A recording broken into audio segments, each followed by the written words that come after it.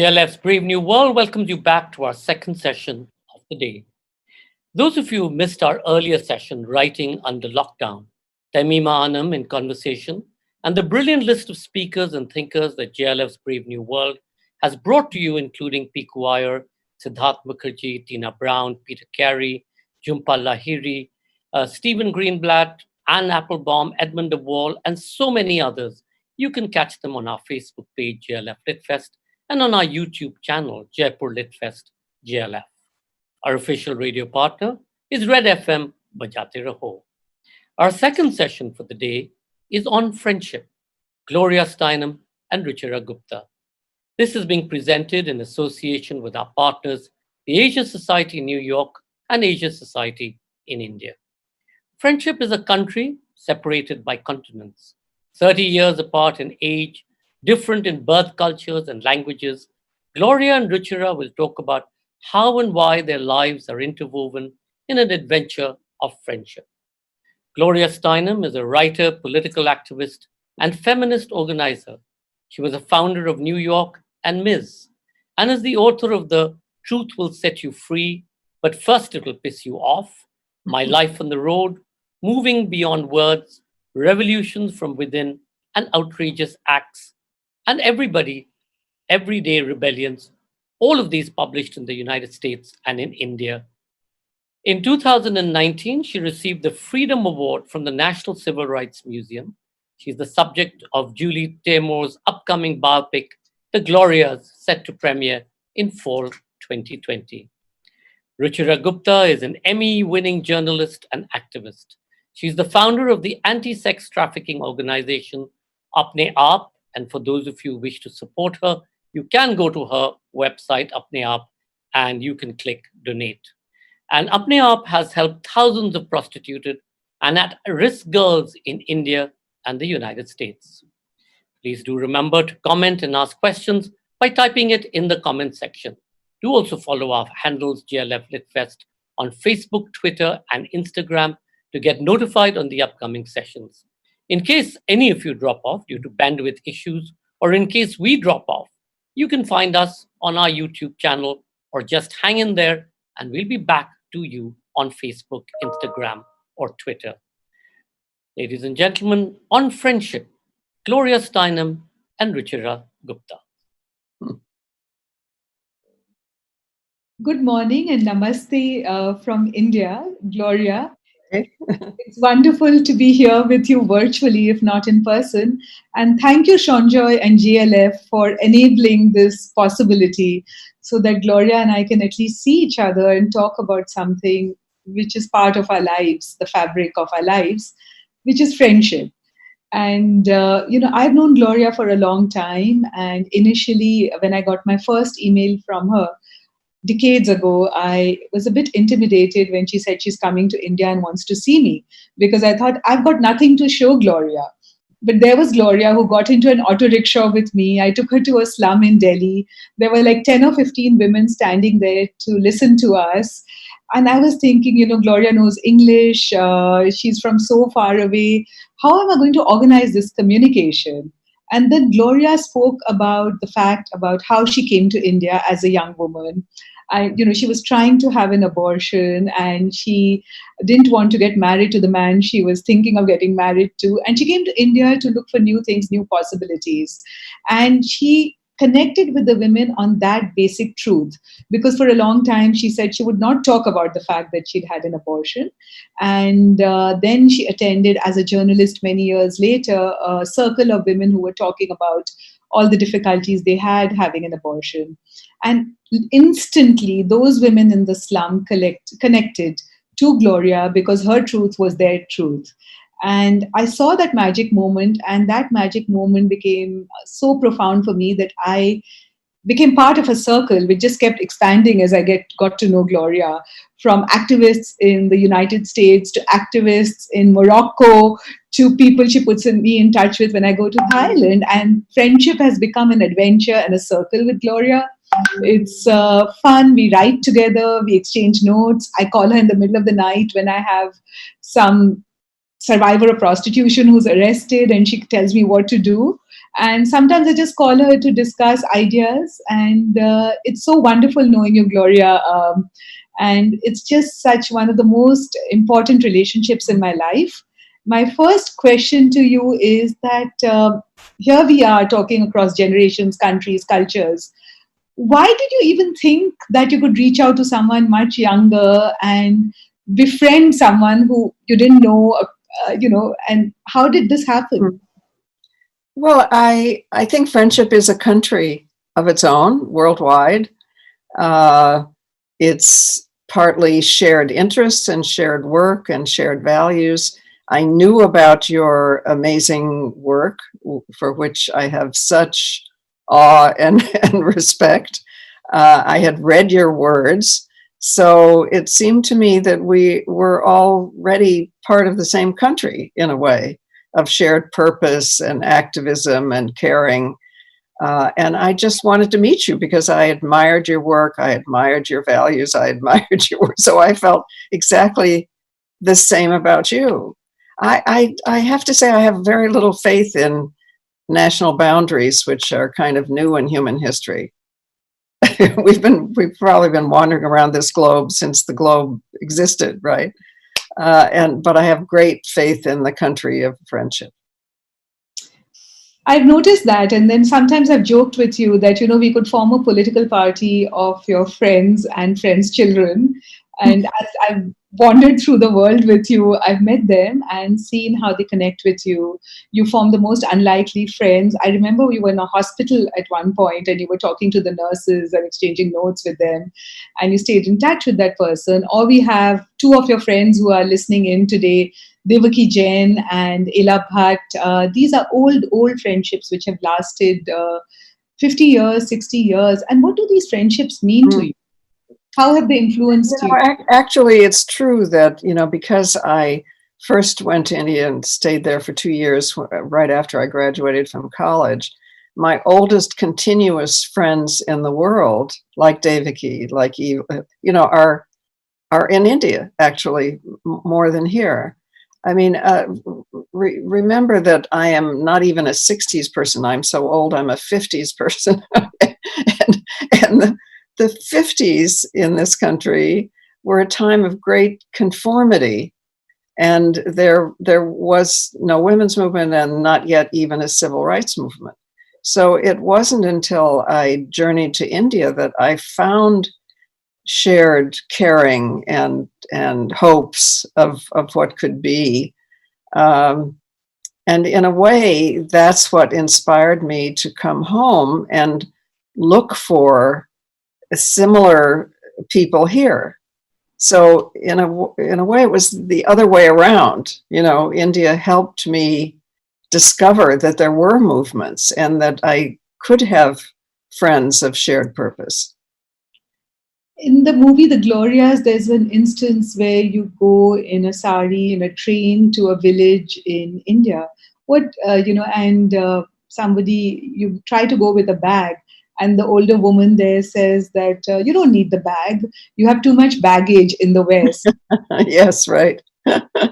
No, it's because there were then sad caste riots going on, and there had been from this from the place I was visiting, there had been teams of people going out to walk through this area of Ramnad, and everyone had already left, and they just needed a woman, any woman, to go with the one remaining man, so that women would feel okay in the villages about coming out to meetings.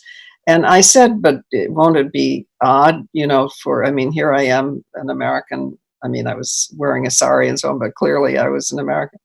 And they said, no, it would be just as odd if you came from New Delhi.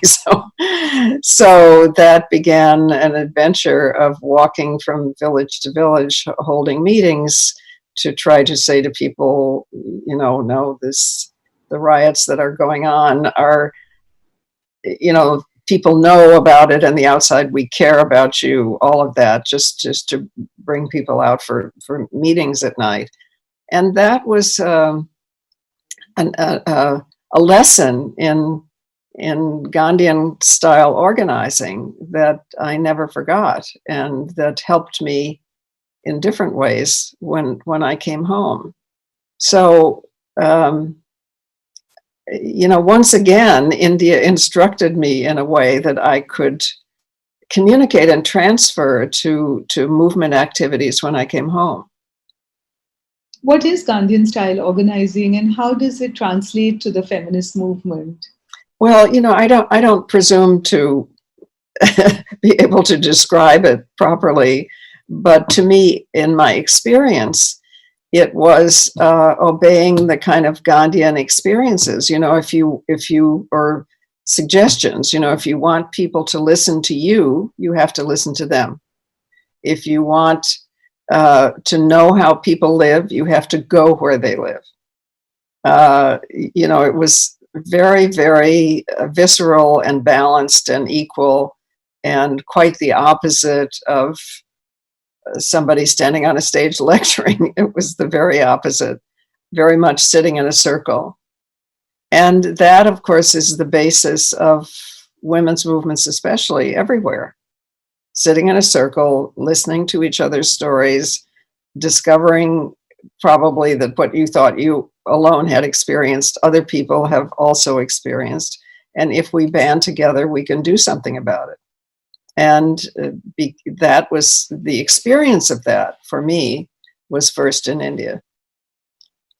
Gloria, right now, both India and the United States are facing immense challenges of misogyny or toxic masculinity, with hierarchies being imposed, women being shamed, told to stay at home. Our rights are shrinking right in front of our eyes, especially women are facing even more domestic violence and sexual abuse during COVID, because everyone is staying at home and women have to do all the work and then they get beaten up. But it's anyway pervasive outside COVID. It's just emphasized during COVID. And how are we going to take this on if we can't even meet each other and sit in circles? How are we going to take on, because it is so entrenched and it has become so much part of the ruling systems. And the very leaders we are electing embody this. So how do we challenge this? Well, just to speak for my own country, part of the reason that we have this so-called, I've never called Trump president yet because he was not elected by majority vote, by the accident of our electoral college system. Most people, 6 million, he lost by 6 million votes, but he is accidentally the president because about a third of the country is in revolt against the changes you and I are discussing. So the good news is that in my country, the majority now agrees with the civil rights movement, the women's movement, the environmental movement, the gay and lesbian and transgender movement in terms of basic rights and what should happen. That's the good news. Okay, the bad news is that this means that the third of the country that feels deprived of an old hierarchy is in backlash. And they have elected, through as I was saying, the accident of our system, a president. So, I think that's helpful, because otherwise we think that the president represents the majority, which isn't true. It's also good news to recognize that we, in the sense of the big social justice movements, do represent the majority of the country. And I hope that in the next election, we will be able to make that change. So, sometimes just before a change is the most dangerous time. The analogy for me is, as you point out, what we would call a battered woman, a woman in a situation of domestic violence. The time of maximum danger for her is just before or after she escapes, because she is escaping control. I think that's true of my country. It's a time of maximum danger, but also it's possible that we are about to be more free. And so we can't stop. We wouldn't tell a woman to go back into a dangerous home, and we will not either. But of course, as you describe in this pandemic, it's much more difficult. The analogy is no longer perfect because it's very difficult for an individual woman to leave her home.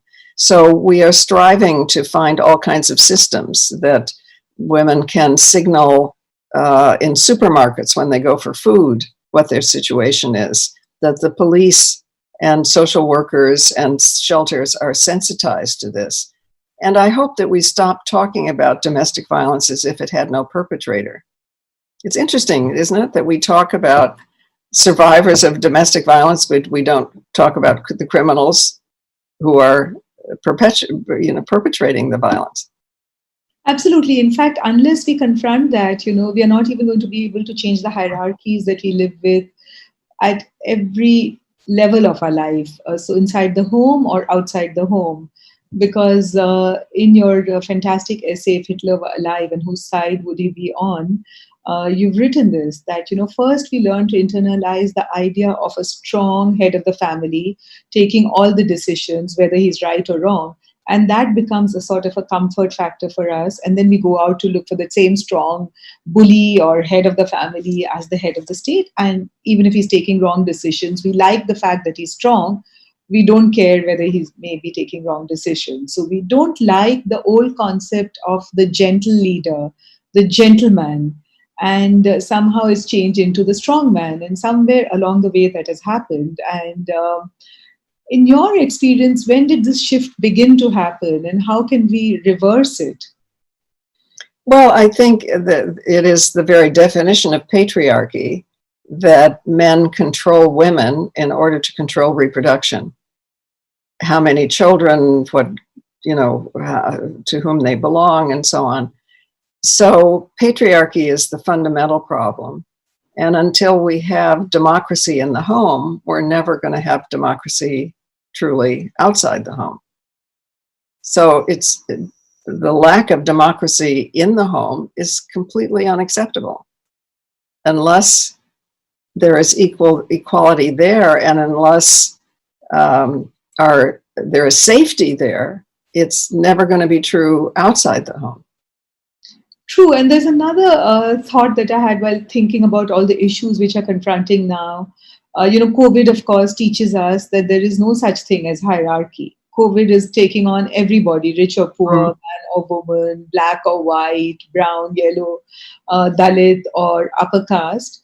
And yet the responses to COVID are so hierarchical, that we will target this population, saying they spread COVID, versus that population. Also, so-and-so people will be enclosed in a ghetto, or such and such people will not have access to food or to hospitals, and therefore we will create safety. And I don't know what your experience is in the United States, but in India, that is very much so right now. Mm-hmm. Well, I think that, as you point out, that there is a fundamental message that no one can deny, which is that this disease does not recognize gender, caste, race, class, because they're made up. They're just made up. They're not real. And this COVID knows that we are all humans and that we are all vulnerable. And there's a huge lesson there. I mean, for instance, in my country, there's been a profound resistance to universal health care. Yeah. I think we have never had a better demonstration that my health and your, depends on everybody else's health. I think we will have a much easier time from now on. So there are lessons of it. And of course, the response to it is the old hierarchy too frequently, as you are so painfully describing. But the fundamental lesson that we are all humans and that these divisions of caste, class, gender, and so on are made up is profound and coming home to everyone. I have never seen such a sense of connection or an understanding in my country, for instance, of who are essential workers and who are not. The essential workers are not the guys on Wall Street. The essential workers are the people in hospitals and serving food and cleaning and nurses and so on. And there's a bill now in Congress to better reward them. I think the consciousness level has been greatly increased. That reminds me, Gloria, that, to come back to friendship, you have taught me something, that seek friendship with the other. When you go out to give a talk, try and pair with somebody who's as different from you as possible, someone older, someone from a different caste, religion, class, age, country. And you did that yourself. Like, you deliberately sought out friendships which were different from you biologically in some ways. Mm-hmm. And how did that influence your politics? And what did that do to our movement, the feminist movement? Well, I think some things are quite basic and kind of selfish in a good way. For instance, it's clear to me that I don't learn while I'm talking. I learn while I'm listening. Hello. I don't learn from sameness. I learn from difference. So in a selfish way, if I want to learn, why would I hang out with people who are like me? It just doesn't make sense. And I think there is a way in which we value sameness, but that has to do with literally with values, not with the way we got born in the conventional categories. I have one last question to you, and then if you have any question for me, you can ask me. But basically today, I was just looking at the date, and it's the 20th of May in 2020. So I'm thinking that, for a 20-year-old today, what does the world look like? Because someone who was in their 20s in the 1945 to 1950, the world offered freedom. Everything, all hierarchies seem to be broken, feudalism, fascism, colonialism. There was a burst of freedom which led to so much creativity and equality in the world. And today, we don't know if it's going to be Orwellian or Brave New World, as GLF has called their conversation series. And so, what does 2050 mean? What does the end of the millennium mean? Where do you see us going as a human race, as a planet? The truth is, I don't know. I mean, the future you're describing has to do with your independence movement. In my country, the 40s and the 50s were times of enormous conservatism. So, it depends where we are. But I think the most helpful thing to me is to realize that the future is composed of the next minute and the next day. Mm-hmm. If we start thinking about big generalities out there that we don't know, if we start thinking of shoulds, what should I do? It's more paralyzing, I think, than just thinking, okay, what can I do right now that reflects what I care about, what I hope for? What can I do tomorrow? What can I do the next day and the next? And to view it as a tree, which grows from the bottom up, not from the top down, and view our actions as the roots of the tree, which is the future. Yeah, and if you have a question, you can ask me, but I want to show you something, which is a translation of your book in Hindi, done by Raj Kamal. The anthology I had done, As If Women Matter, we got it translated into Hindi. And there you are as a young person. It's such an honor to be translated, and such an art form. Translation is such an art form. I think, I hope we give prizes to translators. It's amazing. All right. Well, here's my question to you. You seem to me the bravest person I know.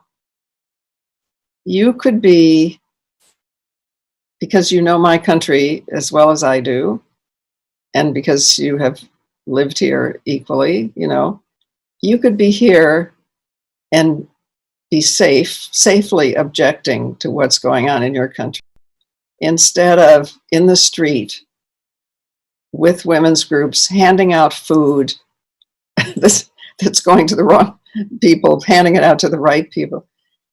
You are the bravest person I know. Where does that come from? It comes from knowing people like you, being inspired by you or my father. My father went to jail as a 15-year-old because he believed in Gandhi. And he still wears homespun till this day. And he had lost the sense of fear for a bigger purpose. That's what Gandhi did. He set people free from fear, shame, or guilt. And I grew up in that ethos. I think that basic sense of freedom came from have no fear, have no shame, have no guilt while I was growing up. And then it came through trial and error by experimenting with certain things and seeing how far could I go. I have endless curiosity, and sometimes that takes me into a situation which I have to just go forward. I can't go back. And then that gives me an education and courage, which gives me courage for the next moment. Commitment to something which I believe can happen, like a more equal world between men and women, between upper classes and classes who are less privileged, and castes. I just like you, I believe there is no such thing as hierarchy. It can be a fairer and more equal world. And knowing you for these decades has been a big source, actually, for me. The friendship of you.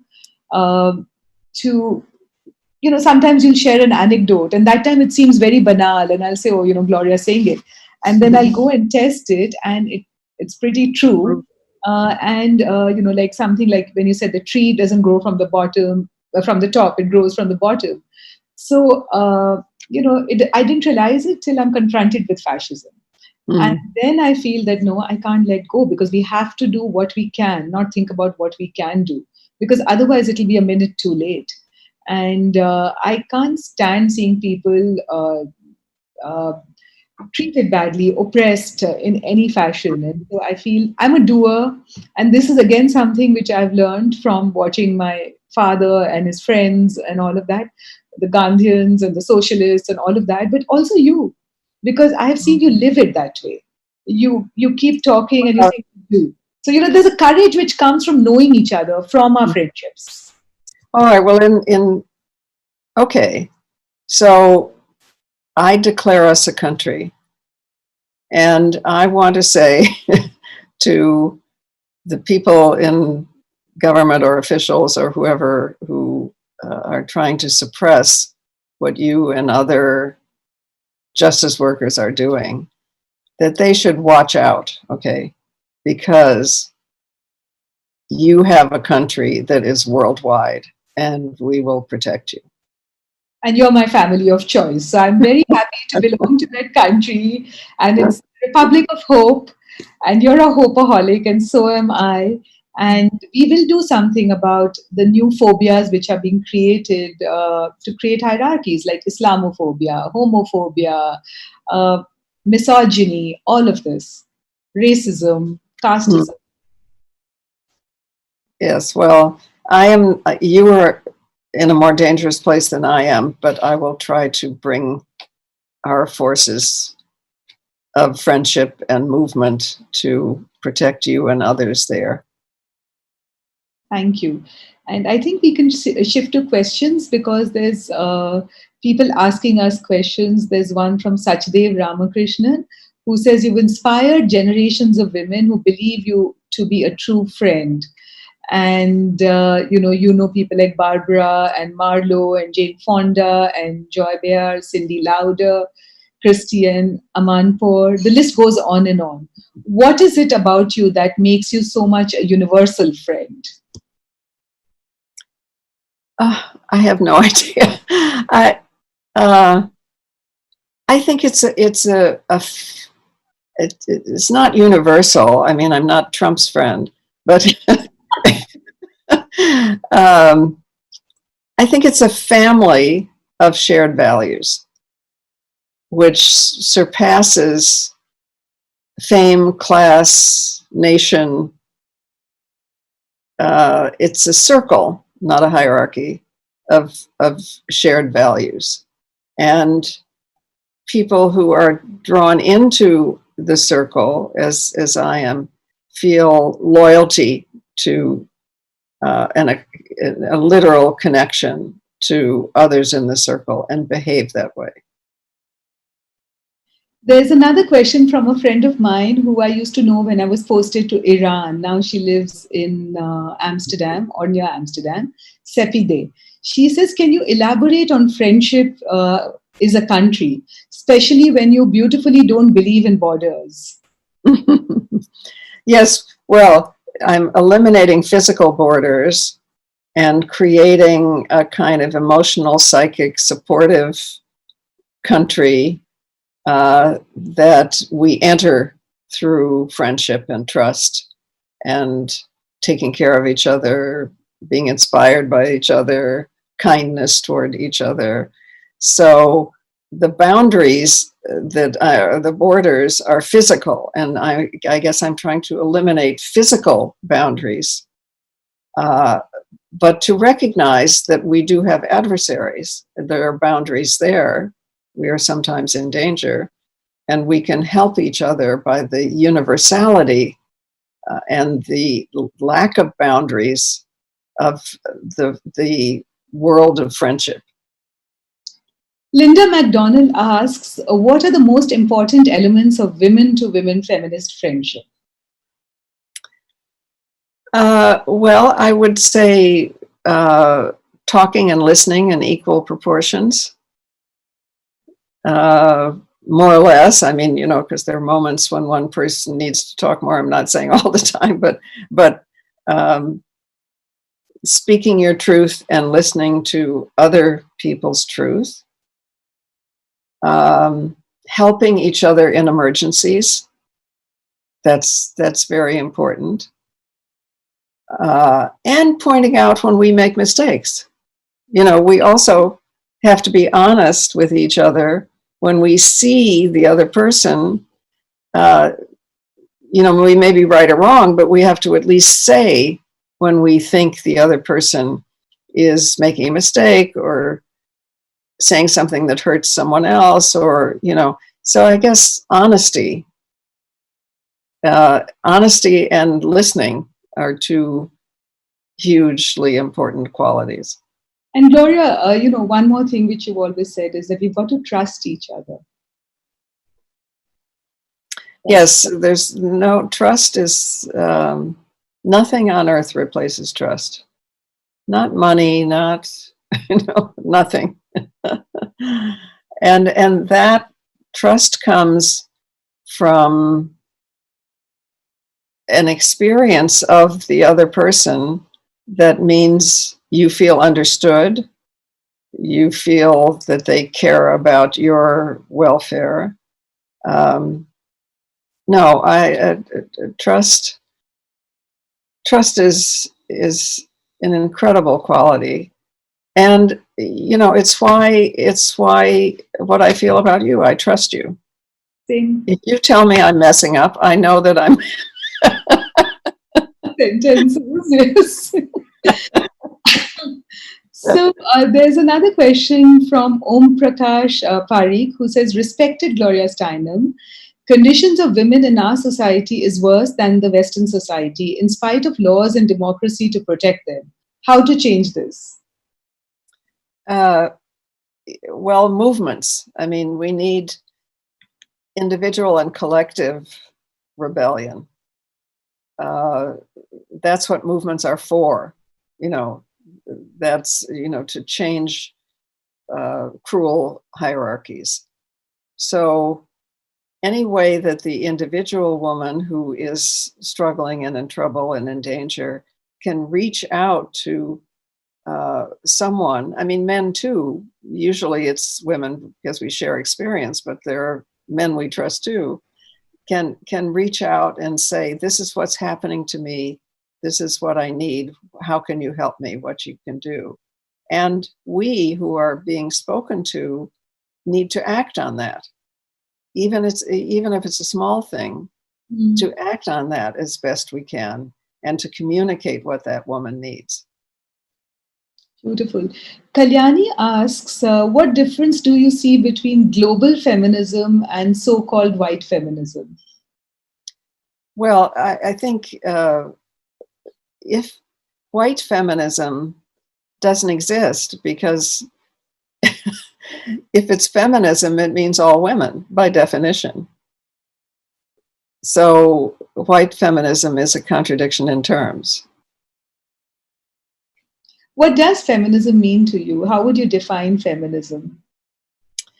It means the belief, or the fact, I would say fact, that human beings are all human beings, that each of us is unique, and we come into the world as a unique combination of heredity and environment that probably could never have happened before or again. And each of us shares our humanity.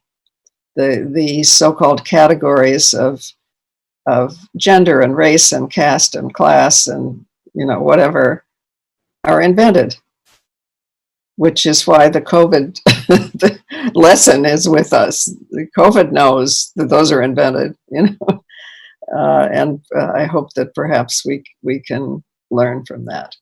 So it's to me, it's a recognition of reality. We are each unique. We could never have happened before or again, and we share our humanity. Beautiful. Umum asks, how can we use friendship as a tool to reduce the gap between genders and their perceived difference? Mm-hmm.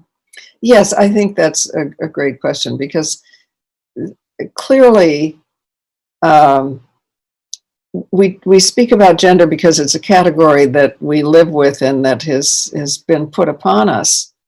But you and I also know very well that there are individual men who we trust and depend on more than we would some individual woman who is not trustworthy or dependable. So the gender is absolutely not the most important category. We are all human. And that takes me to a really interesting question by Vara Raturi. How to deal with men and women who are activists for other purposes, but don't take feminism seriously. In fact, make fun of the movement. Mm-hmm. Well, that's an individual question of trying to figure out, when you're talking to someone who is not taking feminism seriously, to try to make other parallels. Would you say that about race? Would you say, in my country, would you say, talking about police violence against Black men, but not against Black women, for instance? Why is that? It's making those comparisons, I think. Jokes, cruel jokes that are made against females that would not be made against a racial group or a religious group. Making those parallels, I think, helps to raise consciousness. An old friend of yours, Saida Hamid, asks, Gloria, do you think we will ever have a world without borders and boundaries?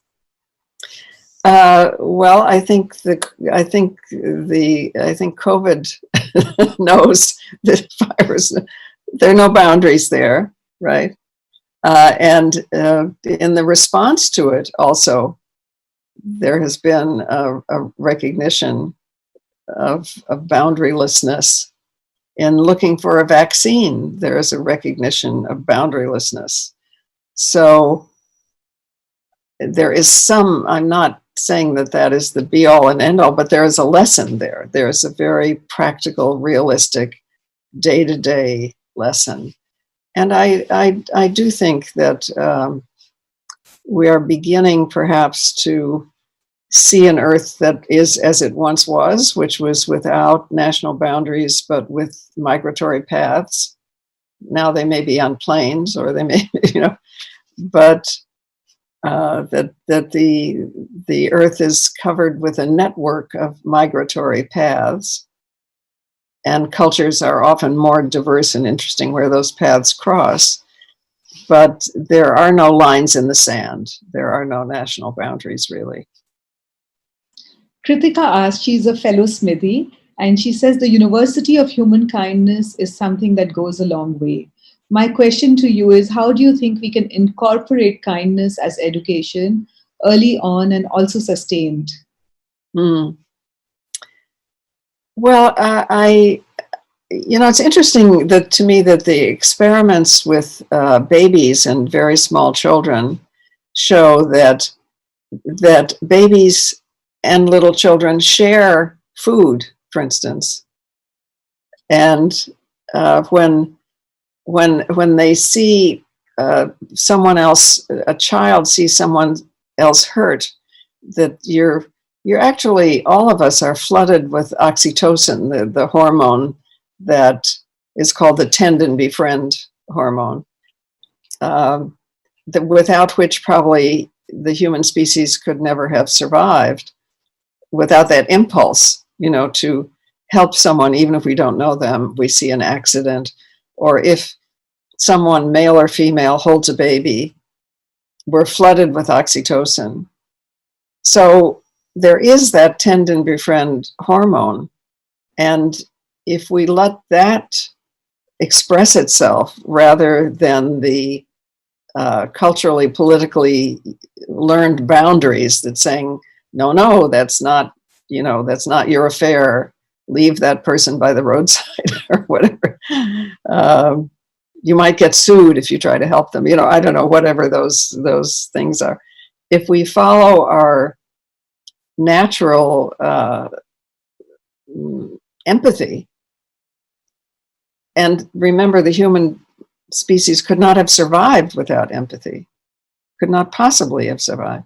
If we follow that impulse, I think that we can preserve our sense of connection.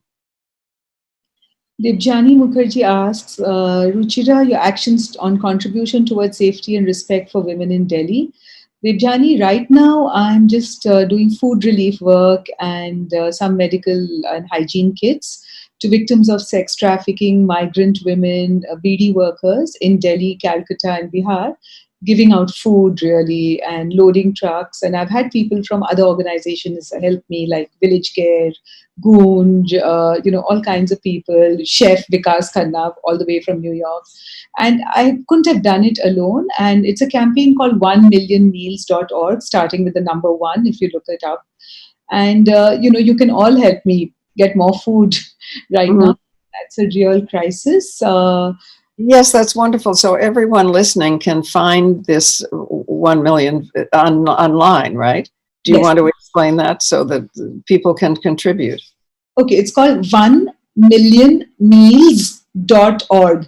And it starts with the number 1. So don't write ONE, but the number 1. And then millionmeals.org, and you'll read everything about our campaign. And, I want to ask a question of Gloria. I know we have very little time left, but I can squeeze in maybe one more question.